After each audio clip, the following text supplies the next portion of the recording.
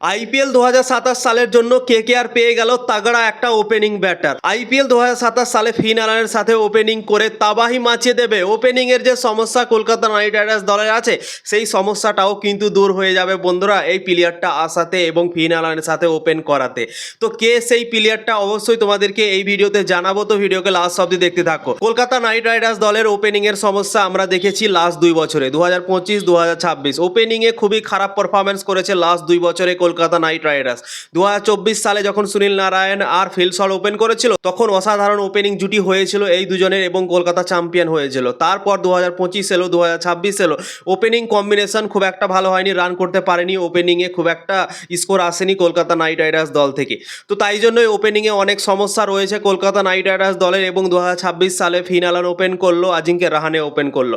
তো আজিঙ্কে রাহানে অবসর নিয়ে ফেলেছে এবং আজিঙ্কে রাহানের জায়গাতে একটা ওপেনিং ব্যাটার দরকার আছে এবং সেই ব্যাটারটা মনে হচ্ছে আইপিএল 2027 সালে কলকাতা নাইট রাইডার্স দল পেয়ে গিয়েছে বন্ধুরা। ফিন অ্যালানের সাথে যদি এই প্লেয়ারটা ওপেনিং করে তাহলে কলকাতা নাইট রাইডার্সের যে ওপেনিং এর সমস্যা সেই সমস্যাটা দূর হয়ে যেতে পারে বন্ধুরা।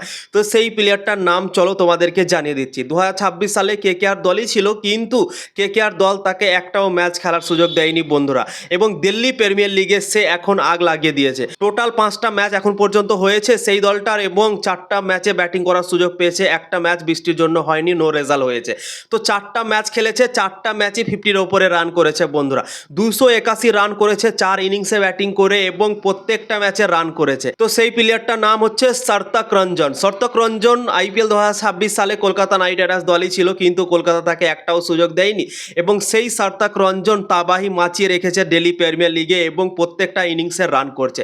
তো সেই 4টা ইনিংসের স্কোর চলো তোমাদেরকে এক এক করে জানিয়ে দিচ্ছি। প্রথম ম্যাচে করেছিল 39 বলে 64 রান, 7টা 4 মেরেছিল, 3টে ছক্কা মেরেছিল। অসাধারণ ইনিংস খেলেছিল প্রথম ম্যাচই দিল্লি প্রিমিয়ার লিগে। দ্বিতীয় ম্যাচে 50 বলে 95 রান করেছিল, 7টা 4 মেরেছিল, 8টা লম্বা লম্বা ছক্কা মেরেছিল, দিয়ে 95 রান করেছিল 50 বল খেলে বন্ধুরা। তৃতীয় ম্যাচে করেছে 43 বলে 65 রান, 3টে 4 মেরেছে, 5টা লম্বা লম্বা ছক্কা মেরেছে এবং 43 বলে 65 রান করেছে। চতুর্থ ম্যাচে 30 বলে 57 রান করেছে, 8টা 4 মেরেছে, 2টো ছক্কা মেরেছে এবং 4টা ইনিংসে ব্যাটিং করেছে দিল্লি প্রিমিয়ার লিগে।